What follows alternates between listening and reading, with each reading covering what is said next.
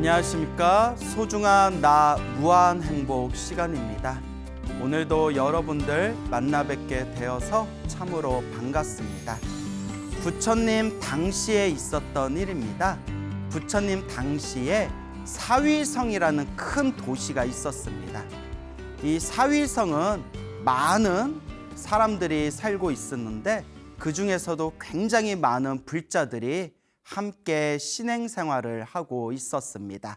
이 사위성에는 여러분들도 잘 알고 계시는 부처님의 가장 대표적인 사원이었던 기수급 고도건이 있었던 곳입니다. 줄여서 기원정사라고 하죠. 그래서 기수급 고도건, 기원정사가 있었던 도시가 바로 사위성이 되겠습니다. 이 사위성에 굉장히 많은 불자들이 있었기 때문에 항상 이 불자들이 아침마다 스님들께 공양을 올렸고 늘 매일매일 스님들께 법문을 듣고 가르침을 청했다고 합니다. 어느 날이었습니다. 하루는 불자님들이 이 사원에 가서 스님들께 법문을 청하고 돌아오는 길이었습니다. 그때 법문을 부처님의 제자 중에 지혜제일 사리불 스님과 신통제일 목건련 스님께서 그날 불자님들에게 법문을 해주었나 봅니다. 이 불자님들이 사원에서 나오면서 서로 저마다 대화를 나누면서 다 함께 사리불 스님과 목건련 스님의 덕을 크게 칭찬했다고 합니다. 우리 사리불 스님은 너무나 지혜롭고 너무나 법문이 좋으시다. 우리 목건련 스님은 너무나 오늘 법문이 좋으셨다. 우리가 이와 같이 사리불 스님과 목건련 스님을 곁에서 모시면서 이렇게 좋은 법문을 들을 수 있는 것은 우리들의 큰 복이다. 이렇게 이제 대화를 하면서 불자님들이 사원에 이렇게 나왔는데 그 불자님들의 대화를 듣고 옆에서 랄루다이라는 스님이 갑자기 마음속에서 질투심과 시기심이 솟구쳤다고 합니다. 그 마음속에서 질투심이 갑자기 폭발하면서 이제 랄루다이 스님이 신도들 앞에서 이렇게 이야기했다고 합니다.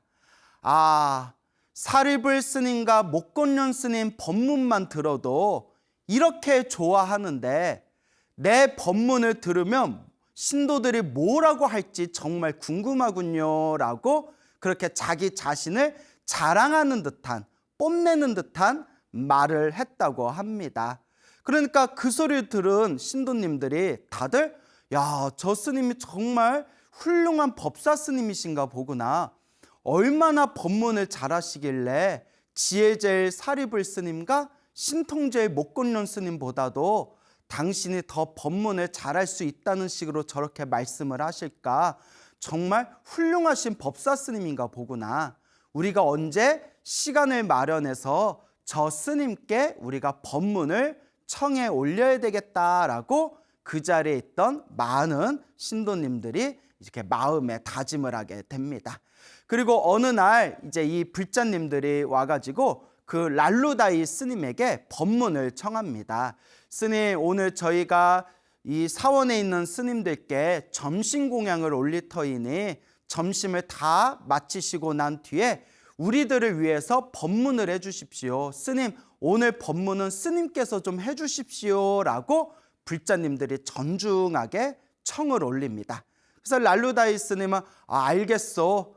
사시공양을 마치고 난 뒤에 오늘 낮에 내가 법문을 해주겠소 라고 서로 약속을 맺게 됩니다. 자, 그래서 스님들께 공양을 다 올리고 나서 점심 공양을 마치고 난 뒤에 이제 법당에 있는 법상에 랄루다이 스님을 모시고 난 뒤에 이제 신도님들이 모두 모여가지고 법문을 다 함께 듣게 되었습니다. 근데 이제 이 랄루다이 스님은 평소에 수행도 열심히 하지 않고 공부도 열심히 하지 않았던 스님이었기 때문에 마땅히 무언가 법문, 어떤 법문을 해야 될지, 어떤 설법을 해야 될지 마음으로 굉장히 난감한 상태가 되어버립니다. 그래서 법상에 앉아서 슬슬 부채질을 하던 랄루다이 스님이 다음과 같이 신도님들한테 이야기합니다. 나는 지금 법문을 하지 않겠소. 대신 저녁에 그대들을 위해서 부처님 말씀을 낭송하겠소. 그러니 법문은 다른 스님한테 부탁하시오. 내가 저녁에 그대들을 위해서 부처님 말씀을 낭송하겠소 라고 말을 하면서 법상에서 그냥 휙 내려오게 됩니다. 그러니까 이제 신도님들은 다들 어리둥절하겠죠. 그런데 이제 신도님들이 다들 이제 순진하신 분들이라 아유, 저 큰 스님이 무언가 깊은 뜻이 있겠지. 그러면 법문은 다른 스님을 청해서 법문 듣고 저녁에 랄루다이 스님께 부처님 말씀 함께 우리 낭송하자. 그렇게 이제 이야기를 나누고 난 뒤에 그 자리에 법문을 다른 스님을 모셔서 법문을 듣게 됩니다. 그리고 이제 저녁 시간대가 됩니다. 저녁 시간대가 돼서 다시 약속대로 랄루다이 스님을 법상에 모십니다. 스님께서 낮에 법문은 지금 못하겠고 대신 저녁에 부처님 말씀을 낭송해 주겠다라고 하시지 않았습니까? 저희가 기다리고 있었습니다. 부처님 말씀을 낭송해 주십시오 하는데 아이고, 랄루다이 스님이 또 부처님 말씀 외워놓은 게 없는 거예요. 전혀 외워놓은 게 없는 겁니다. 그래서 랄루다이 스님이 나는 지금 부처님 말씀을 낭송하지 않겠소. 대신 밤에 부처님의 경전을 독송하겠소. 그러니 지금 나는 낭송하지 않고 밤에 부처님 경전을 대신 독송하는 걸로 내가 마무리를 짓겠소 하고 또 법상에서 휙 내려오는 겁니다. 신도님들이 기분이 좀 이상했지만 워낙 신도님들이 착하지 않습니까? 그래서 뭐 큰 스님이 뭔가 깊은 뜻이 있겠지. 그래서 저녁 시간 때 다른 스님을 모시고 그 스님과 함께 부처님 말씀을 낭송하게 됩니다. 드디어 한밤중이 되었습니다. 밤까지 남아있던 신도들이 이제 랄루다이 스님을 다시 모십니다. 랄루다이 스님이시여, 스님께서 낮에 법문해달라고 했는데 법문 대신 저녁에 부처님 말씀을 낭송하겠다 하셨고 또 저녁에 모셔서 부처님 말씀을 낭송해 주세요 했더니 지금 하지 않겠다. 밤에 부처님 경전을 대신 독송해 주겠다 하셨지 않습니까? 자, 스님, 지금이 밤이 되었습니다. 어서 부처님 경전을 독송해 주십시오 하니까 또 랄루다이 스님이 평소에 외워놓은 부처님의 경전이 없는 거예요. 지금이야 우리가 부처님 말씀을 종이에다 다 써가지고 그냥 경전 펼쳐놓고 책에 나온 대로 독송하면 되지만 부처님 당시 2600여 년 전 부처님 당시에는 부처님의 말씀을 모아놓은 경전을 종이에다가 기록을 하지 않았습니다. 구전이라고 해서 입으로 다 암송해서 입으로 외운 것을 서로 전하고 전했고 그리고 부처님께서 세상을 떠나시고 난 뒤에 몇백 년이 지난 뒤에 비로소 부처님의 말씀, 경전을 종이에다가 이제 우리가 써놓고 부처님의 말씀을 책을 통해서 만나게 되는 것이지 부처님 당시에는 부처님의 경전이 종이에 있지를 않았어요.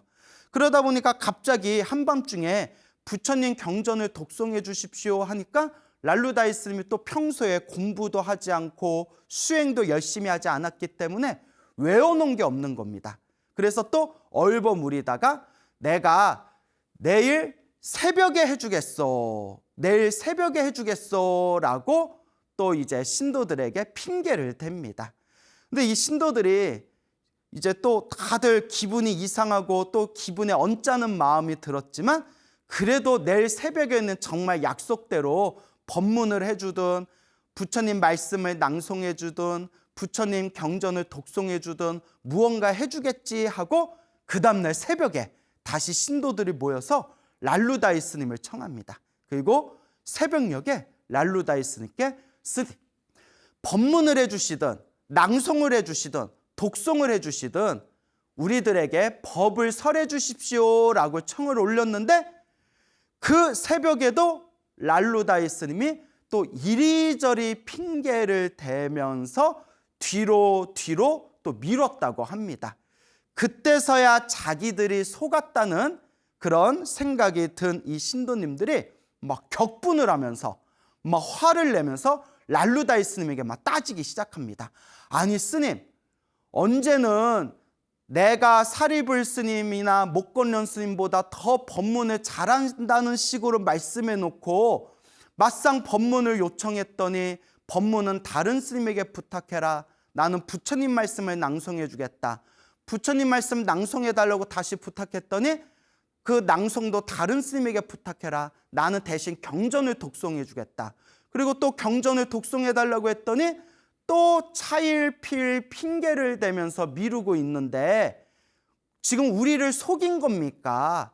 우리를 속이고 저 거룩한 사리불 스님과 목건련 스님을 내려 깐 겁니까? 이게 어떻게 된 겁니까? 스님 하면서 막 격분하면서 막 따지기 시작합니다. 그러니까 랄루다이 스님이 너무나 당황해가지고 신도들을 피해서 사원 밖으로 달려나가기 시작합니다. 이제 한마디로 도망가는 거죠.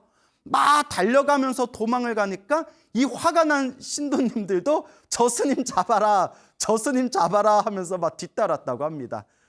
뒤에서 신도들이 우르르르르 이렇게 자기를 쫓아오니까 랄루다이 스님이 그만 발을 헛디뎌서 사람들의 분뇨, 그러니까 사람들의 똥오줌을 모아놓은 분뇨 구덩이에 풍덩하고 빠져버렸다고 합니다. 그래서 랄루다이 스님이 분뇨 덩어리에 빠지고 나서야 신도들이 씩씩거리는 이 화를 가라앉히고 모두 다 집으로 돌아가게 됩니다.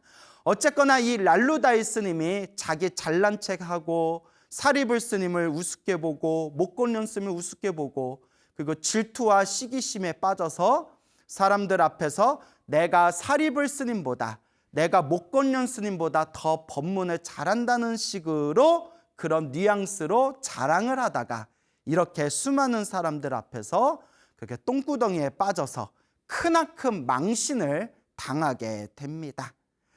그날 저녁에 젊은 비구 스님들이 모여가지고 이 이야기를 나눴다고 합니다. 오늘 랄루다이 스님이 이런 사건이 있어서 결국 분뇨 구덩이에 빠져가지고 사람들 앞에서 큰 망신을 당하게 되었다. 이게 웬일이냐, 이게 웬 꼴이냐 이러면서 서로 대화를 나누고 있었을 때 그때 부처님께서 지나가시다가 젊은 비구 스님들이 대화를 나누고 있는 그 모습을 보고 가까이 다가가셔서 부처님께서 다음과 같이 말씀하십니다. 비구들이여 지금 모여서 무슨 대화를 하고 있었는가? 그러니까 이 비구 스님들이 부처님께 절을 올리고 다음과 같이 아뢰입니다. 부처님, 오늘 랄루다이 스님이 신도들에게 법문을 청을 받게 되었는데 자신의 능력을 너무 과대평가하고 신도들에게 마치 자기가 사리불 스님과 목건련 스님보다 훨씬 더 법문을 잘한다, 훨씬 더 뛰어나다라는 식으로 신도님들을 속이다가 그만 화가 난 신도님들에게 쫓겨가지고 분뇨 구덩이에 빠져서 큰 망신을 당하게 되었습니다. 오늘 이런 사건들이 있었습니다, 부처님 하고 이제 석가모니 부처님께 사실대로 아뢰입니다. 그때 부처님께서 그 이야기를 들으시고 다음과 같이 말씀하십니다. 그대들이여 잘 듣거라. 랄루다이가 지금 오늘 분뇨 구덩이에 떨어지게 되었는데 그 분뇨 구덩이에 떨어진 게 이번 생만 그런 것이 아니었다. 머나먼 과거 전생에도 자신의 능력을 과대평가하다가 자신의 능력을 과신하다가 분뇨 구덩이에 떨어진 머나먼 과거 전생이 있었다. 랄루다이는 이번 생만 분뇨 구덩이에 떨어진 게 아니라 먼 과거 전생에도 분뇨 구덩이에 떨어진 적이 있었다라고 부처님께서 말씀을 하십니다. 그러니까 그 자리에 있던 비구 스님들이 다들 궁금증이 일어나면서 부처님께 합장하고 그렇게 간곡하게 청을 올립니다. 부처님이시여 그 이야기를 자세히 듣고 싶습니다. 그 이야기를 저희들이 자세히 듣고자 하오니 저희들에게 그때의 인연을 저희들에게 설해 주십시오 부처님 하고 부처님께 청을 올립니다. 그때 부처님께서 다음과 같이 말씀하십니다. 머나먼 과거 전생에 어느 숲에 사자가 살고 있었다. 이 사자가 살고 있었는데 그 숲에는 굉장히 많은 또 멧돼지들이 살고 있었다고 합니다. 그때 이 사자가 하루는 포식을 하고 나서 이렇게 짐승, 동물을 잡아서 실컷 먹고 나서 배가 부른 상태에서 이제 저수지, 호수에 가가지고 호수에서 이렇게 물을 마시고 있었다고 합니다. 물을 마시고 있는데 그때 사자 옆에 멧돼지가 또 물을 마시고 있었다고 합니다.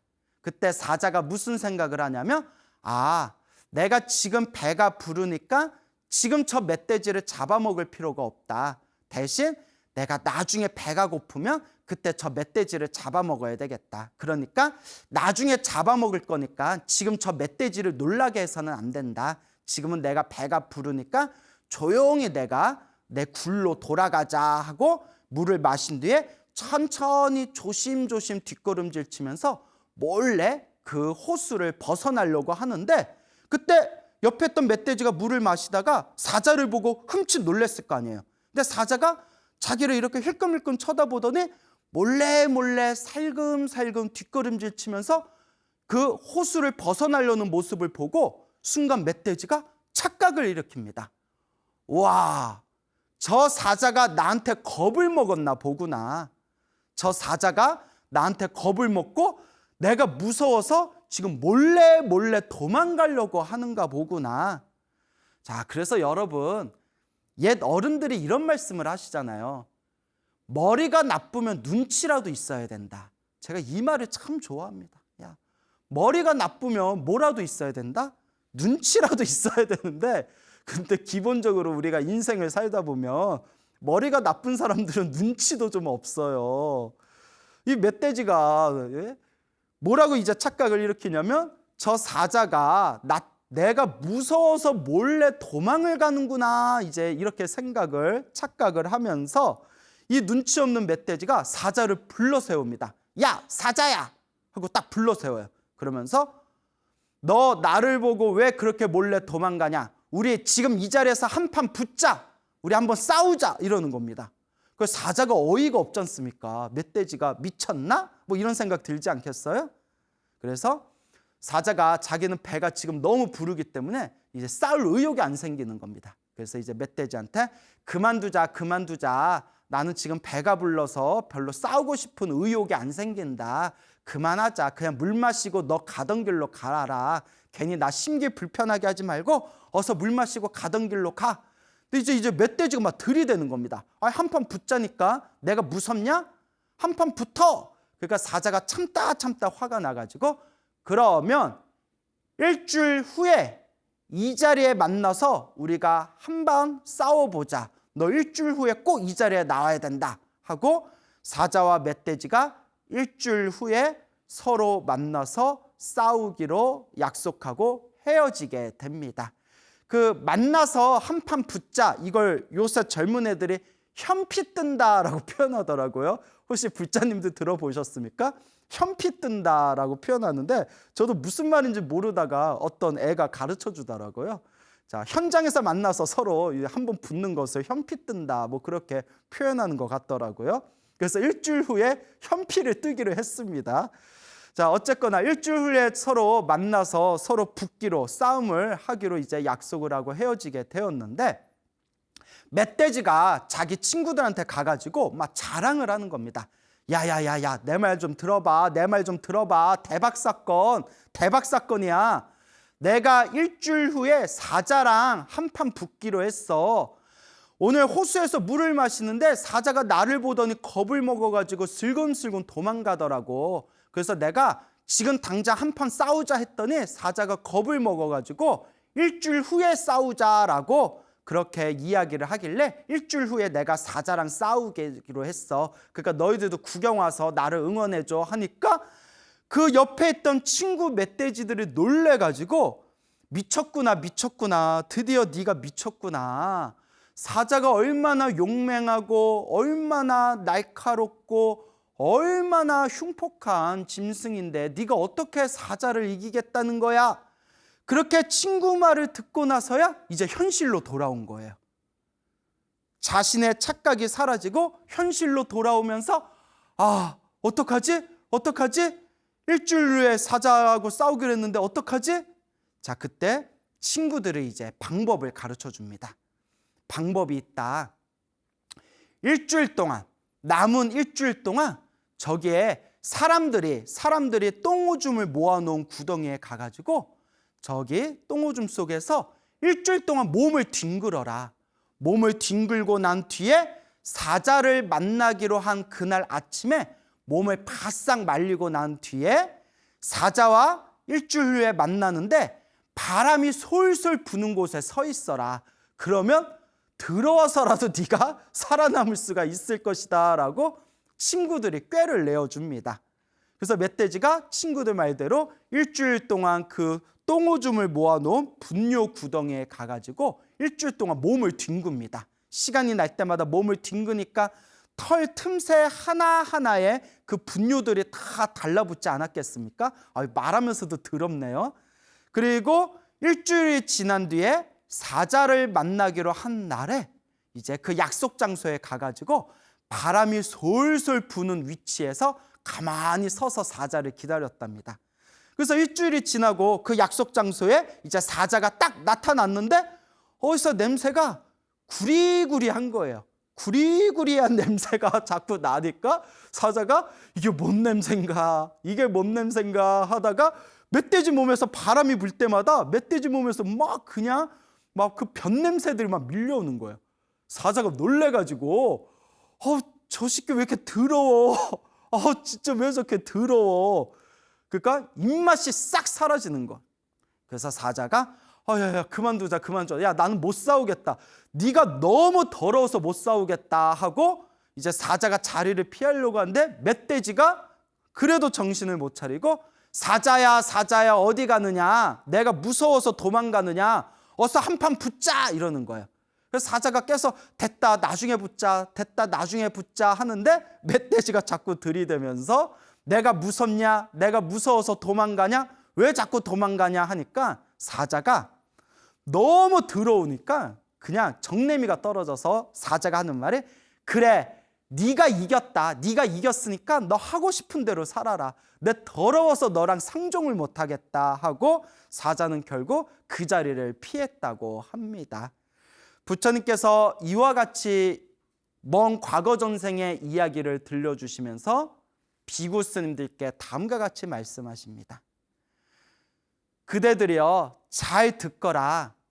그때 그 사자, 그 숲의 왕이었던 그 사자가 이번 생에 바로 사리불 스님이고 그 사자에게 도전을 했다가 겁을 먹고 그 분뇨구덩이에서 일주일 동안 그 똥오줌을 묻혔던 그 멧돼지가 바로 이번 생에 누구였을까요? 다들 눈치채셨죠?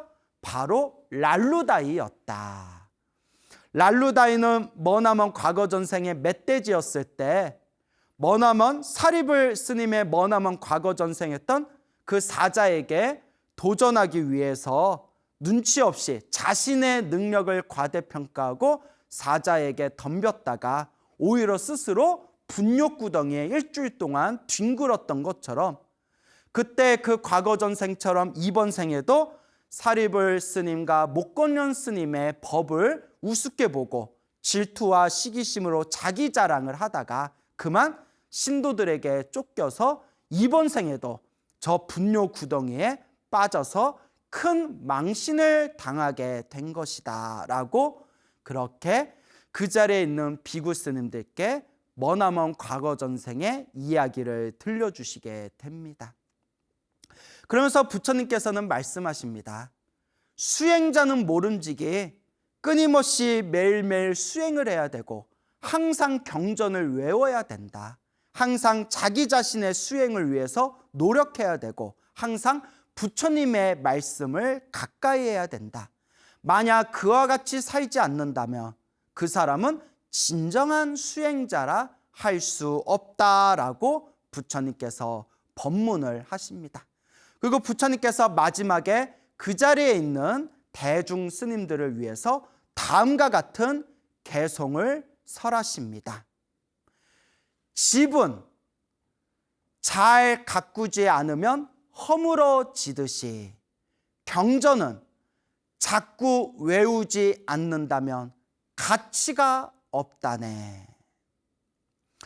게으르면 몸이 추해지듯이 늘 깨어있지 않는다면 마음은 더러움에 물들어 버리네. 늘 깨어있지 않다면 마음은 더러움에 물들어 버립니다.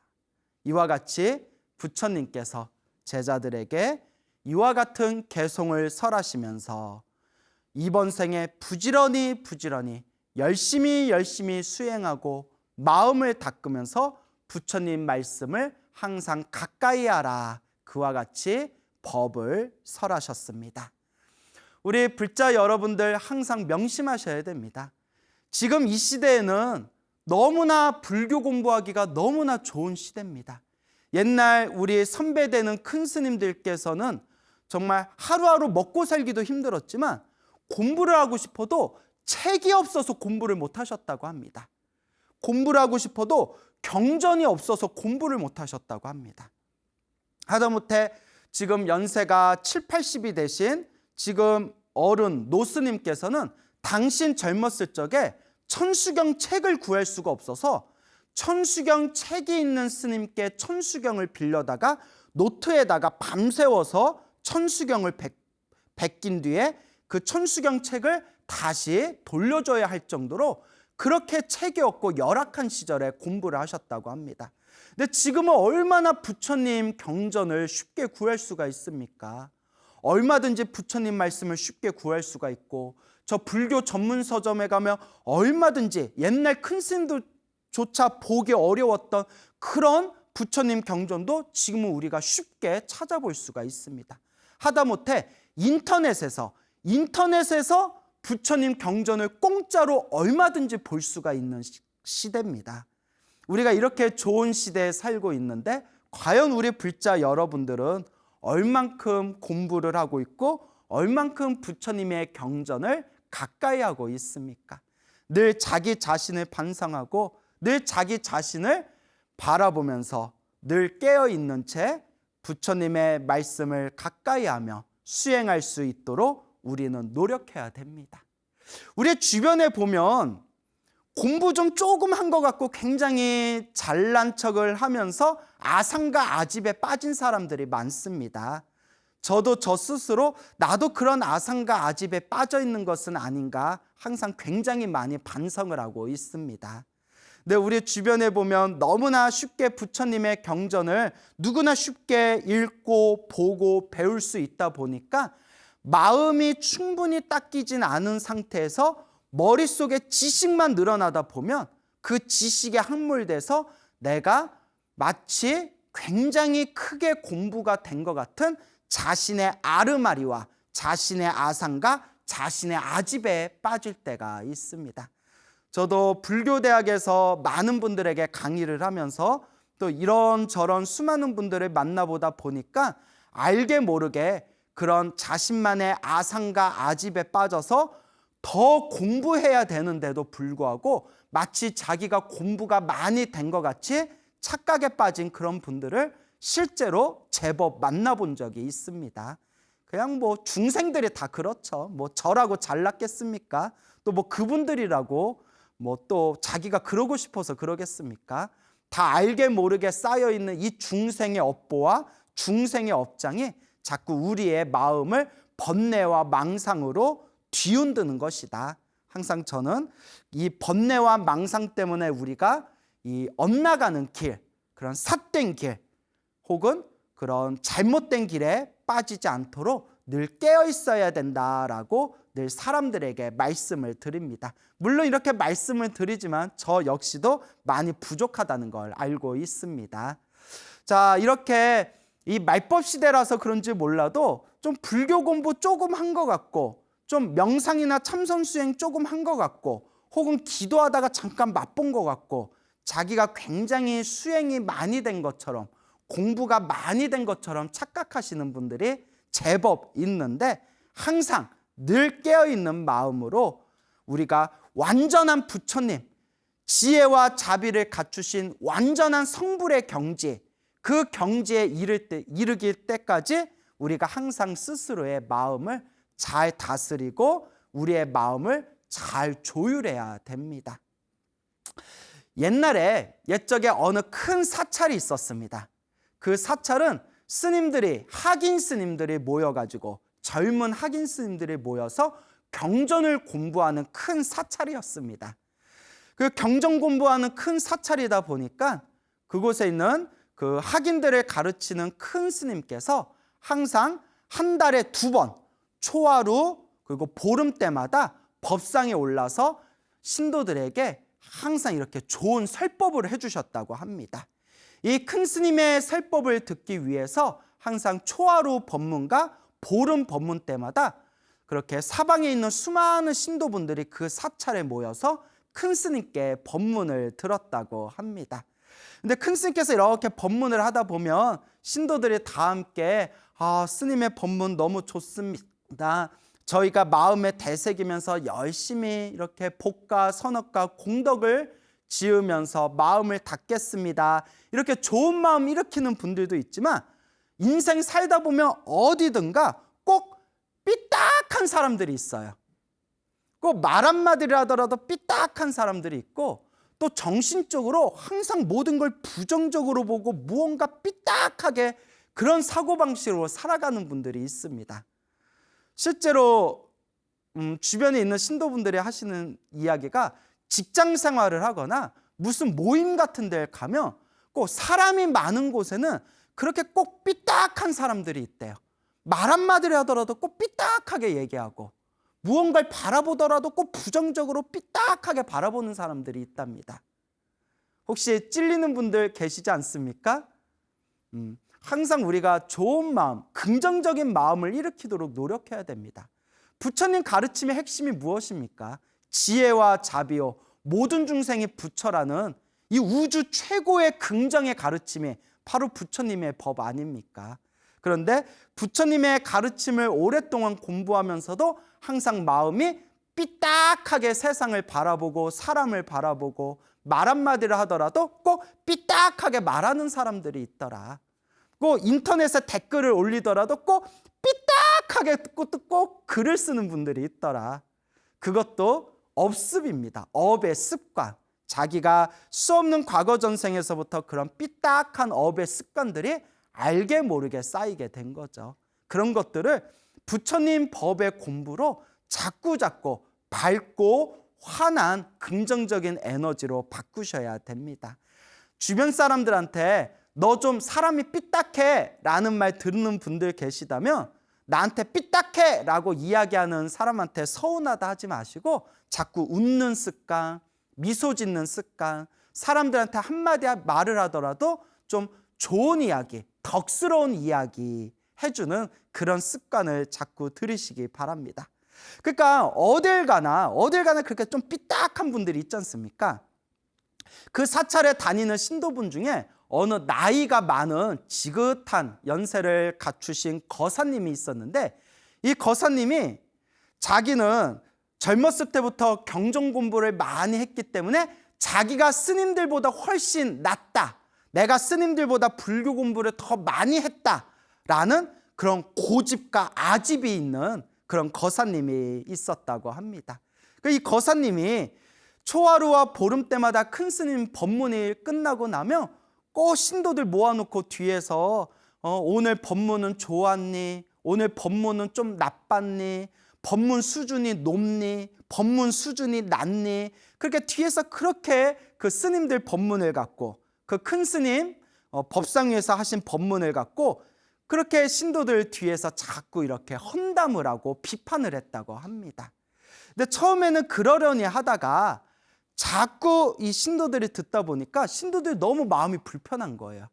그렇잖아요. 좋은 마음으로 큰 스님 법문 들으러 왔는데 자꾸 법문 듣고 난 뒤에 자꾸 큰 스님의 법문에 꼬투리를 잡아서 수준이 높니 낮니 좋니 안 좋니 자꾸 이렇게 시비를 거니까 신도분들도 너무 불편해가지고 이제 제자들과 신도분들이 큰 스님을 찾아와서 이제 부탁을 했다고 합니다. 스님, 저 아무개라는 거사가 있는데 자기가 불교 공부를 많이 했다는 이상한 아상아집에 빠져가지고 내가 스님들보다 훨씬 더 법이 높다. 오늘 큰 스님 법문은 뭐는 좋았고 뭐는 엉터리다. 오늘은 수준이 좀 괜찮았는데 저번에는 수준이 낮았다. 뭐 이러면서 말도 안 되는 그런 꼬투리를 잡으면서 스님의 법문을 자꾸 비하합니다. 좀 따끔하게 혼 좀 내주십시오. 큰 스님께서 이렇게 들으시면서 허허허 이렇게 웃으시면서 다 중생이 그런 거지요. 자꾸 법문 듣고 공부하다 보면 그게 이제 점점 겸손한 마음이 생기겠죠. 조금 더 그냥 지켜봅시다. 그냥 두십시오. 언젠가 철이 들겠지요. 이렇게 큰 스님이 그냥 기분 좋게 허허 하고 웃으면서 넘겼다고 합니다. 그런데 몇 년이 지나도 그 아상과 고집이 가득한 거사님이 그 성격이, 그 습관이 바뀔 줄을 모르더래요. 그래서 몇 년이 지난 뒤에 큰 스님이 곰곰이 생각을 하시다가 저렇게 자꾸 입으로 업을 짓는 걸 그냥 두는 것도 이거는 바른 길이 아니다. 저 거사가 자꾸 입으로 구업, 입으로 업보를 지어가지고 저렇게 악업을 쌓게 하느니 내가 따끔하게 가르침을 좀 줘야 되겠구나 하고 이제 큰 스님께서 꾀를 내십니다. 이제 초하루 법문 때 수많은 신도들이 모였을 때 큰 스님께서 다 이렇게 앞에 나오셔서 법상에 올라가셔야 되는데 법상에 올라가지 않고 신도들 앞에서 이렇게 이야기하는 겁니다. 여러분, 그동안 내 법문만 들어가지고 내 설법만 들어서 조금 지루하셨죠? 듣자 하니 이 자리에 공부가 굉장히 깊다고 스스로 자랑하시는 분이 계시는데 그분을 모셔가지고 오늘은 한번 법문을 들어보겠습니다. 이 자리에 스스로 자기가 불법 공부를 아주 깊이 했다고 항상 스스로 그렇게 자랑스럽게 말하는 거사님이 계시는데 그분을 오늘은 모셔가지고 우리 한번 법문을 청해 올리겠습니다. 그 신도들도 이제 어리둥절하겠죠. 그래서 그 말 많던 그 노 거사님을 다 부른 뒤에 법상에 이렇게 앉힙니다. 법상에 앉힌 뒤에 법을 청했대요. 오늘 초하루 법문은 거사님께서 법문을 해주시기 바랍니다. 평소에 거사님께서 신도님들한테 내가 젊었을 때부터 불교 경전을 많이 보고 내 나름대로 공부가 아주 깊다 그렇게 말씀하셨다는데 오늘은 우리 신도님들에게 좋은 법문 좀 해주십시오 라고 하니까 요 거사님이 눈앞에 그냥 수백 명의 신도들이 앉아있는 걸 보고 갑자기 입이 바싹바싹 탈리고 심장이 두근두근 뛰고 혀가 말려가지고 평소에 외우던 부처님 경전도 그냥 머릿속에 떠오르지가 않더래요. 여러분, 평소에 이렇게 사람들 앞에서 말을 이렇게 하거나 수많은 사람들 앞에서 강의를 해보지 않은 사람들은 평소에 말을 잘한다 하더라도 갑자기 사람들 앞에 세우면 긴장이 되고 심박수가 올라가가지고 손발이 떨리면서 말 잘하던 그 혀도 딱 굳어버릴 때가 있거든요. 아마 그런 경험 하신 분들 계실 거예요. 평소에 내가 말을 잘하는데 왜 이렇게 사람들 앞에서만 마이크 잡으면 왜 이렇게 말이 안 나올까? 근데 그 거사님이 그렇게 평소에 스님들, 법문가 스님들 강의를 갖고 이러쿵저러쿵 그렇게 낱말은 잘했는데 막상 수많은 신도들 앞에서 자 법문해 주십시오라고 했더니 혀가 말리고 입술이 바싹바싹 타고 동공이 흔들리고 심장이 뛰고 평소에 외우던 부처님 경전도 기억이 나지 않고 까마득하게 잊어버려서 그 자리에서 몇 마디 그냥 횡설수설 하다가 그 법상에서 그냥 뛰쳐내려왔다고 합니다. 그렇게 망신을 당한 그 거사님은 한동안 그 사찰에 보이지 않았다고 합니다. 여러분들 이걸 오해하시면 안 되는 게 큰 스님께서 절대 그 거사님을 창피 주기 위해서 망신 주기 위해서 벌였던 장난이 아닙니다. 그 거사님이 아주 따끔하게 한방망이를 내려주지 않으면 평생 죽을 때까지 입으로 무거운 업보를 지을까 봐 그런 안타까운 자비심의 마음으로 그와 같은 방편법을 쓰신 겁니다. 그래서 이 큰 스님께서 하루는 수많은 신도님들이 앉아 있을 때 다음과 같이 말씀하셨다고 합니다. 불자 여러분, 뒤에서 낱말하기는 쉬워도 앞에서 법문하기는 어려운 법입니다. 뒤에서 낱말하기는 쉬워도 앞에서 법문하기는 어렵습니다. 혹시 이 이야기를 듣고 마음에 와닿는 분들이 계십니까? 불교에서는 인간이 가지고 있는 가장 큰 번뇌 작용 중에 하나가 바로 질투, 시기라고 합니다. 우리 중생들은 굉장히 많은 질투심이 있죠. 그리고 이 랄루다이 스님도 사리불 스님과 목곤련 스님에 대한 질투심 때문에 자신의 능력을 과대평가하고 사람들한테 거짓으로 뽐내다가 분뇨 구덩이에 빠지는 큰 망신을 당하게 됩니다. 우리가 공부를 하면서 항상 낱말하기는 쉽습니다. 내가 혼자서 공부하면서 항상 다른 사람의 강의와 다른 사람의 법문을 평가하기는 쉽습니다. 예전에 어떤 제 선배 스님이 계셨는데 선배 스님한테 이렇게 사람들이 찾아와서 차 한 잔을 마셨답니다. 그때 사람들이 이제 선배 스님 앞에서 이제 제 이야기를 했답니다. 그 광우 스님이라고 있지 않습니까? 그 나이도 어려 보이고 그 공부를 얼마나 했다고 그렇게 불교 TV에 나오고 사람들 앞에 나와서 그렇게 법문하는지 잘 모르겠습니다. 그리고 하도 인기가 많다고 해서 들어봤더니 그거 광우 스님이 하는 법문도 수준이 엄청 낮더라고요. 그렇게 낮은 수준으로 법문해가지고 어떻게 불교를 하겠다는 건지 이해가 되질 않습니다. 이런 말씀을 하셨더라고요. 그때 선배 스님께서 가만히 차를 마시다가 이렇게 말씀하셨답니다. 네가 해봐. 야, 내가 궁금해서 그런데 얼마나 너희들 잘하는지 내가 궁금해서 그러는데 니들이 불교 TV 나가서 니들이 한번 해봐 라고 선배 스님께서 말씀하셨더니 그 자리에 있는 분들이 모두 말씀을 멈추고 침묵에 들어갔다고 합니다. 그래서 선배 스님께 제가 뭐 또 그렇게까지 말씀을 하셨어요 이렇게 말씀드린 적이 있습니다. 여러분, 뒤에서 낱말하기는 쉬워도 앞에서 법문하기는 정말 어렵습니다. 여러분들은 뒤에서 낱말하는 사람이 되겠습니까? 부처님의 법을 잘 공부해서 앞에서 법문하는 사람들이 되겠습니까? 이번 생 열심히 공부하고 수행해서 세세생생 널리 불법을 펼치는 그런 훌륭한 불제자가 되시기를 축원드리는 바입니다. 여러분, 행복해지고 싶습니까? 행복한 삶을 창조하고 싶습니까? 복을 지으십시오. 선업을 지으십시오. 공덕을 쌓으십시오.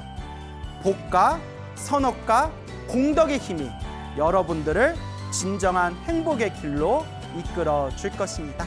여기서 마치겠습니다. 여러분, 성불하십시오.